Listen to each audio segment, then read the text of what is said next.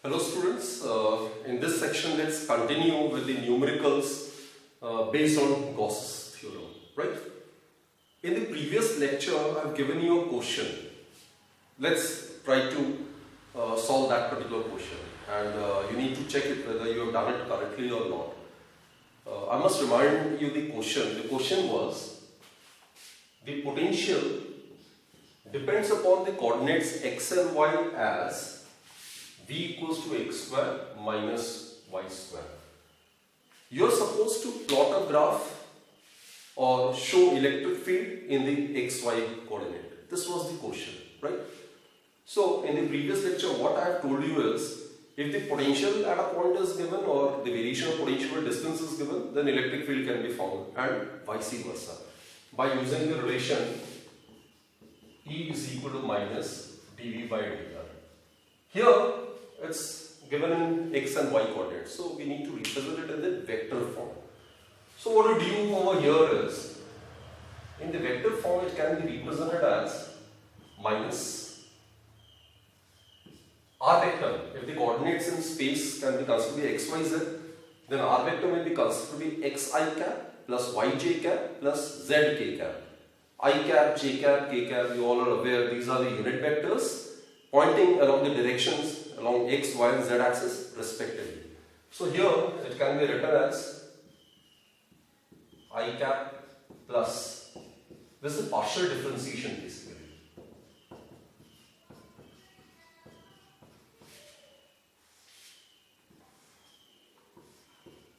V, its value is x square minus y square. I must mention why we are making this a partial differentiation, because there are two variables. So it is a partial differentiation with respect to x. So only x needs to be taken as variable while y is to be treated as constant. When we are differentiating partially with respect to y, then y needs to be taken as variable while x is to be treated as constant. And if you are differentiating partially with respect to z, then z needs to be taken as variable while x and y both will be treated as constant. So evaluating, what you get is, it can be written as like this.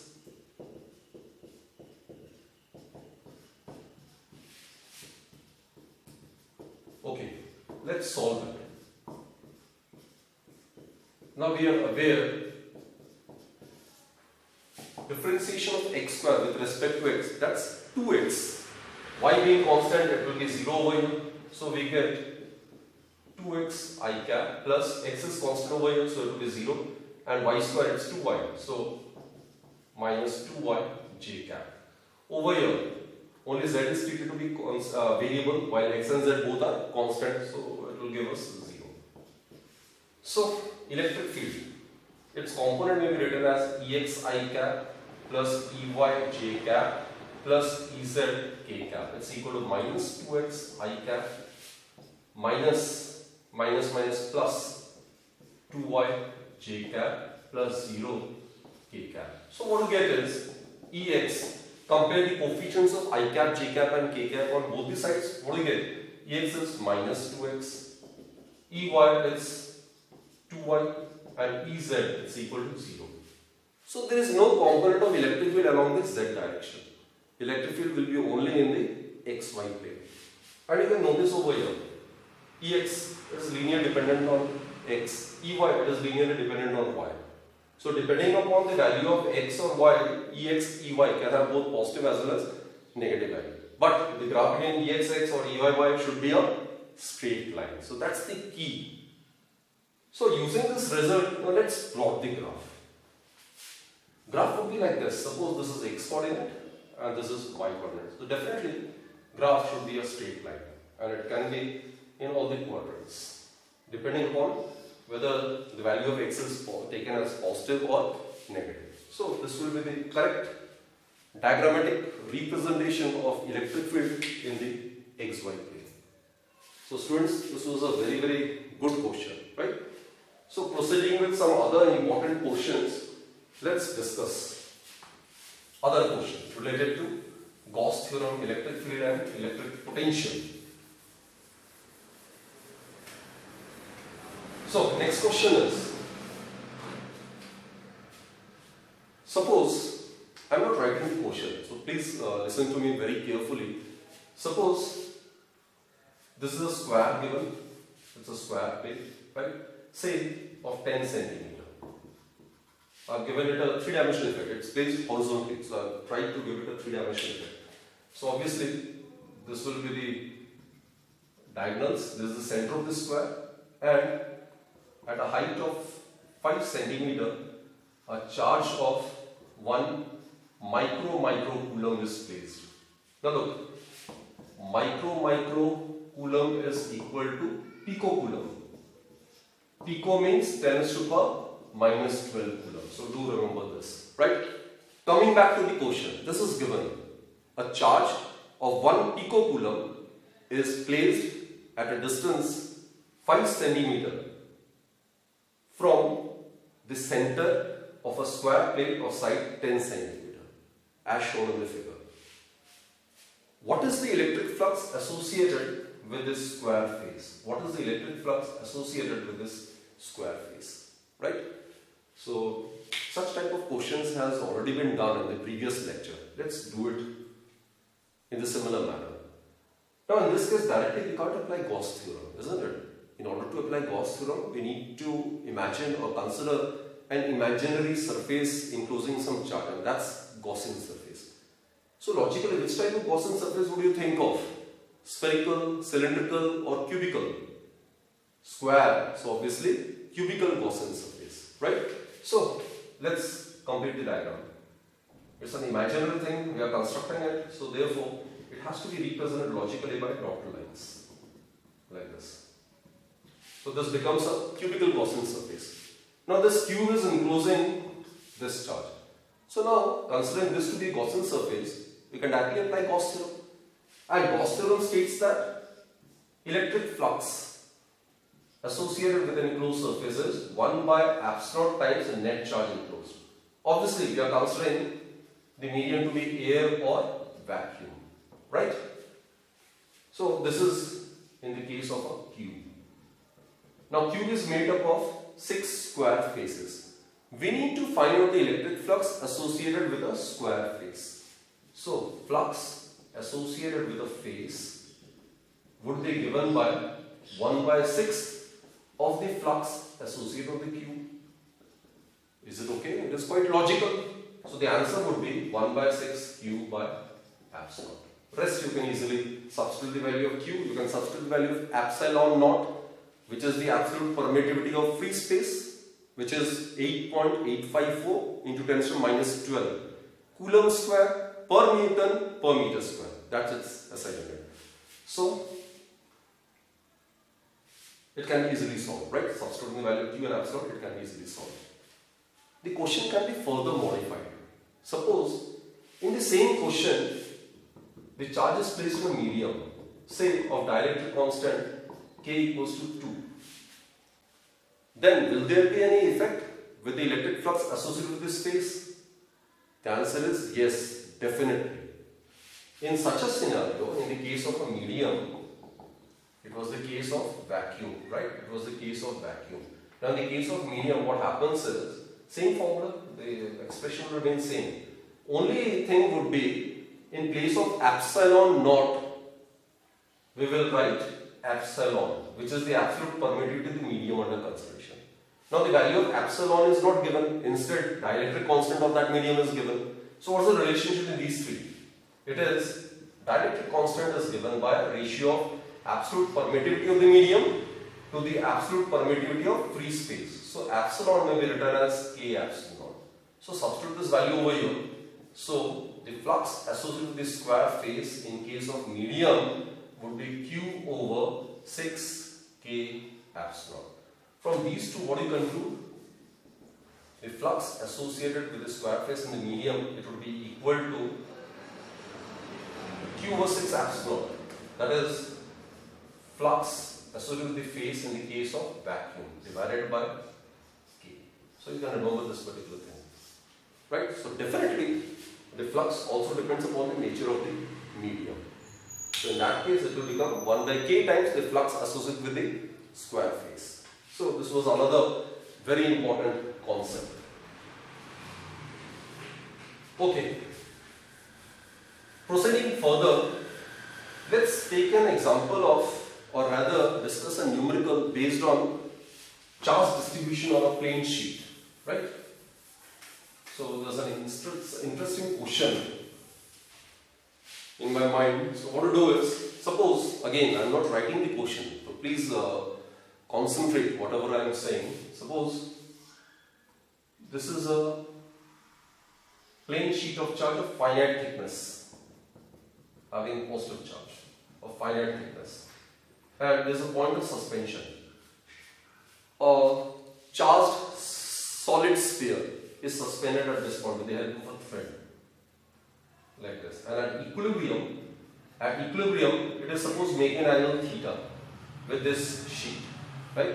Its mass is given to be m, its charge is given to be q, positive q, right? And this sheet of finite thickness, I repeat, this is a plane sheet of finite thickness. This is a plane sheet of finite thickness. We are trying to apply the formula which we have derived in the applications of Gauss's theorem. So the question is, we are supposed to find an expression for the surface charge density of this plane sheet. So I am repeating the question. This is a plane sheet of finite thickness, having positive charge distributed all over its area and it's uniformly distributed. A positively charged solid sphere of mass and carrying charge positive q is suspended with the help of a thread, and at equilibrium it makes an angle theta. At equilibrium, why? Initially it will hang vertically, but due to positive charge it will get rippled, it will tend to move away from the plate, and after getting displaced through some angle, it will come to halt, which will be its equilibrium position. Equilibrium means when it will be under the influence of equal balanced forces, right? So our intention is to find out the expression for the surface charge density of this plane sheet. So key point is, electric field due to a plane sheet of finite thickness, it is sigma by epsilon. Do remember this formula, right? We have already derived it. In case of negligible thickness, it would have been sigma divided by 2 epsilon naught. In this question, it's given to be a sheet of finite thickness. So this is the formula, and it is independent of the distance. Whether we are considering this point, this point, this point, this electric field will remain same due to this charge distribution, right? So now what are the forces acting over here? One is the weight, obviously, which acts in the vertical downward direction towards the center of the earth. So mg is the weight. This is the tension. Tension is a force which acts along the length of the string towards the point of suspension, right? And the third one, this charge under the influence of electric field. Here the electric field will be like this. This is the direction of the electric field, in the away direction. Positive charge, so the electric field due to that would be in the outward direction. This charge under the influence of this electric field will experience an electric force. I told you, positive charge experiences electric force along the direction of the electric field. So these are the three forces acting on this particular charge body. Now this one is inclined, so let's resolve it into two components. So this component, this would be theta obviously, alternate interior angles. So this tension can be resolved. So this component will become T cos theta, while this component will become T sin theta. Isn't it? So now it is balanced. Since it is at equilibrium, so this force must be balancing this force, and the net force acting in the upward direction must be balancing the net force acting in the downward direction. So now it becomes very simple. Once the diagram is made and it is made correctly, then you can easily find the answer. So at equilibrium, T cos theta, it should be equal to mg, right? And T sin theta, it should be equal to QE. So second divided by first, what we get is T sin theta over T cos theta. T get cancelled, so we get tan theta. It would be equal to QE divided by mg. So tan theta, it would be equal to Q by mg. Electric field at this point, or rather at any point, since it is independent of the distance, it is sigma by epsilon. So the expression for the surface charge density would be mg epsilon divided by Q tan theta. This will be the expression for the surface charge density of this plane sheet of charge. Right? So this was the numerical related to plane charge distribution of charge. Remember, it's a plane sheet of finite thickness. So that is what we have used over here, the formula sigma by epsilon. In case of negligible thickness, the formula would have been sigma by 2 epsilon. So this was a very, very important question. Let's discuss another question. Very interesting one. It is again related to electric flux. Question is, suppose there is a surface of the earth, this is the earth's surface, right? And electric field is directed along this direction. This is the direction of the electric field. And this is a non-uniform electric field. Suppose at a height of, say, at a height of 300 meter from the earth's surface. This is earth's surface. So at a height of 300 meter, the electric field over here is, the strength of the electric field at a height of 300 meter from the earth's surface is, suppose, 60 volt per meter. Volt per meter, that's the unit of electric field. It can be stated in terms of Newton per Coulomb as well, right? So this is the electric field at a height of 300 meter. And at a height of 200 meter, suppose this is the distance, which is 200 meter. This is suppose point A, this is suppose point B. The electric field is given to be 100 volt per meter. So the electric field is increasing in the downward direction, right? So my question is, if you consider a cube between these 2 points, and suppose this cube is of side 100 meter. Suppose this is a cube of side 100 meter. Then what will be the net charge enclosed by this cube? What will be the net charge enclosed by this cube? So I am repeating the question. It's a very, very good question. Electric field due to the Earth's atmosphere, suppose it's in the downward direction. At a height of 300 meter from the Earth's surface, its value is given to be 60 Newton per Coulomb or volt per meter. And at an altitude of 200 kilometer from the Earth's surface, 200 meter from the Earth's surface, its value is given to be 100 volt per meter. So there's a gap of 100 meter over here, isn't it? So consider a cube of side 100 meter placed between these 2 points. Now what is the net charge enclosed by that cube? What is the net charge enclosed by that particular cube? Right? So let's do it. Now the direction of the electric field, it's in the downward direction. Remember, this is the direction of the electric field. This is the direction of the electric field. I am representing it with dark line. This is the direction of the electric field, like this. And it is non-uniform. Here it is E1 and over here it is E2. Electric field is directed downward. Now this can be considered a Gaussian surface.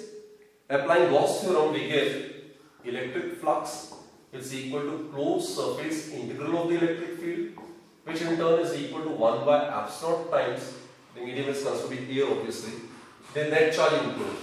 So Q is the charge enclosed by this cubical Gaussian surface, right? So our intention is to determine the value of this Q. Now this is the closed surface integral. It can be divided into 6 parts, right? If you consider this one, these 2 faces, their area vector, this area vector would be along this direction. Its area vector would be along this direction. So look, electric field is along this direction and area vector is along this direction. So the angle being 90 degree, it won't contribute towards the flux, isn't it? Similarly, the front face, the area vector would be along this direction, electric field is along this direction. So again angle is 90 degree. So the flux will be 0. Flux is E dot ds. So this face, this front one, will also not contribute anything towards the flux. The back face, the opposite face to this front, the back one, the area vector will be directed inwards. Field is in the downward direction. So again angle 90 degree, so it will also not contribute. So the flux will be contributed only by these 2 faces. Only by these 2 faces. Right? Here the area vector would be along this direction. And here the area vector would be along this direction. Area vector, I have stated many times, of a given surface, area vector is always directed in the outward direction, perpendicular to that surface. So flux, as you are aware, total electric field lines which crosses through a surface normally, and these are the only two faces of the cube where the field lines is crossing normally. So only these two faces will contribute towards the flux. Rest of the four faces will not contribute anything towards the flux. So I'll make use of only these two expressions, right? So it can be bifurcated into 6 parts. 4 parts will not add up to any result. There will be 0. So we get E1 dot ds for the first one. This one is suppose 1 plus E2 dot ds. This is second. It is equal to q by epsilon. I have excluded those 4 terms because that will amount to 0. That will not contribute to the flux. Now the angle between these two. This is the electric field and this is the area vector. What's the angle between these two? 180 degree. So E1 scalar product. ds, the strength of this is area. Suppose area is A. And cos 180 degree. It is minus 1. Right? A is the area of this face. A is the area, which is 100 square. SI unit will be meter square. Right? 100 is the side. 100 is the side of this cube, imaginary cube. So its area would be side square, which is 100 square. So consider this term E2. Electric field is along this direction. Area vector is also along this direction. Area vector of this face. So both are same direction. So angle between them is 0 degree. So cos 0 is 1. So E2 area would be same. Area of these two faces would be same. Cos 0 is 1. Right? So A is common. So E1 minus E2 is equal to q by epsilon. Or q would be equal to A. E1 minus E2 into epsilon. This is how the net charge can be calculated. Look, always substitute the values in the last step. Right? So, what is area? Area is 100 into square. 100 into 100. E1, electric field at this point, it is 60. Minus, in fact, this is plus and this one is minus. Extremely sorry. This is it. So, minus 60 plus. What about E2? What about E2? It is 100 volt per meter into epsilon 8.854 into 10 to the minus 12. So you can easily solve it. 10 to the 4 multiplied by what? 40 into 8.854 into 10 to the minus 12. So I am very sure last step you can do it at your own. So this was again a very interesting question. So friends, hopefully you have understood the concept involved in this particular question. So please attempt maximum number of numericals. Right? We'll continue in the next section.